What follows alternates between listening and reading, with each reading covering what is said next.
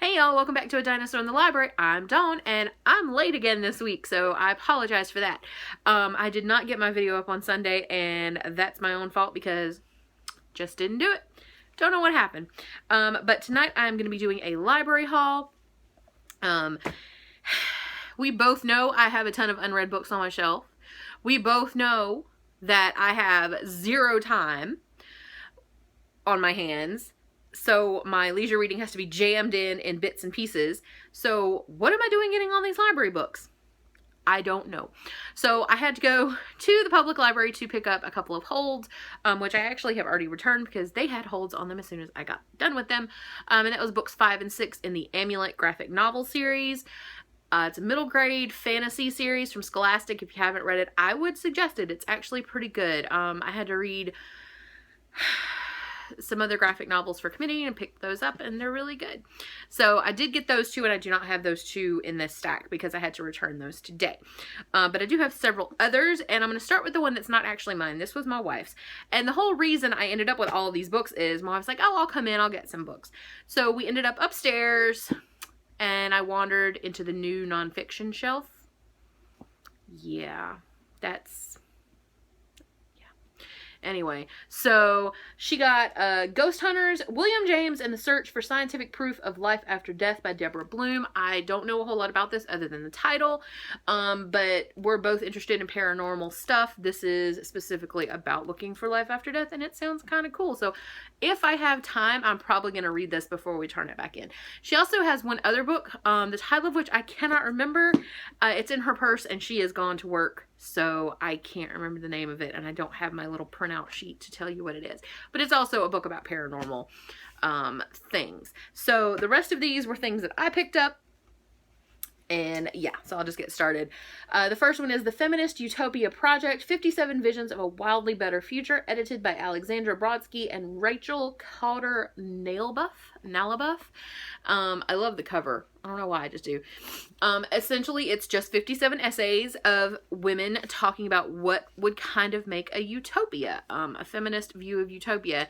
And I love the way that the table of contents, this is the table of contents. So it tells you who all is in here. So you've got everybody from, well, there's multiple people in here I do not know. But you got everybody in here from people like Melissa Harris Perry to, let's see if I can find somebody else that I kind of recognize. Yeah, I don't recognize a good chunk of these people.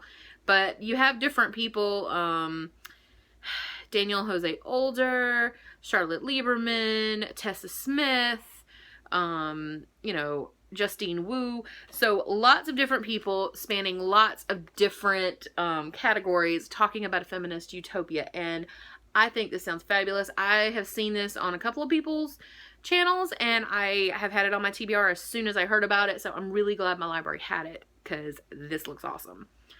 The next book I have, I've already read, and I'm going to be doing a review of it pretty soon, and it'll probably be up before my next week's video is due to be up, hopefully, and that is Luke Skywalker Can't Read and Other Geeky Truths by Ryan Britt.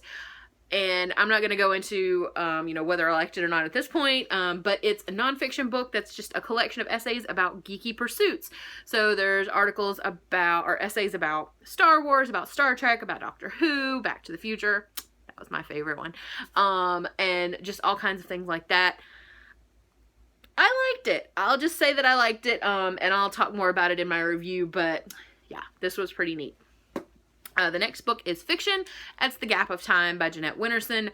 I don't know that this needs a whole lot of introduction, but Jeanette Winterson is a fabulous lesbian author, and Gap of Time is one of the books in the, all right, now let me get this right, the Hogarth Shakespeare series. So they're modern authors retelling Shakespeare, and this is her retelling of The Winter's Tale. So yeah, and it's Jeanette Winterson, who I absolutely love. She wrote Oranges Are Not the Only Fruit, plus multiple other things. But this looks fabulous, and I'm not sure if it actually has to do with time travel, but it kind of looks like it might. And she has written another book that has to do with time travel, which I haven't gotten around to reading yet, so here's hoping. Next book is nonfiction. It's Until We Are Free, My Fight for Human Rights in Iran by Shirin Ebadi.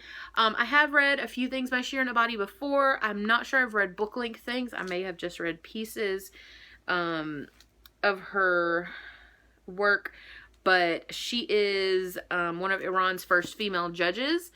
And she was a Nobel Peace Prize winner, and I just thought this sounded really fabulous. And I think I've seen it a couple of places on BookTube, but not too many. So I'm really looking forward to getting to this, hopefully before it's due, or somebody puts a hold on it, because I really want to read it. The next book is fiction, and that is Daughters of Frankenstein, Lesbian Mad Scientists, edited by Steve Berman. I have never heard of this before, and I just happened to see it on the new books shelf and snatched it up. It is very brand new. Like, I'm not sure anybody has even opened this book. Copyright 2015, so last year copyright. But this looks absolutely awesome, and I will be reporting back on this.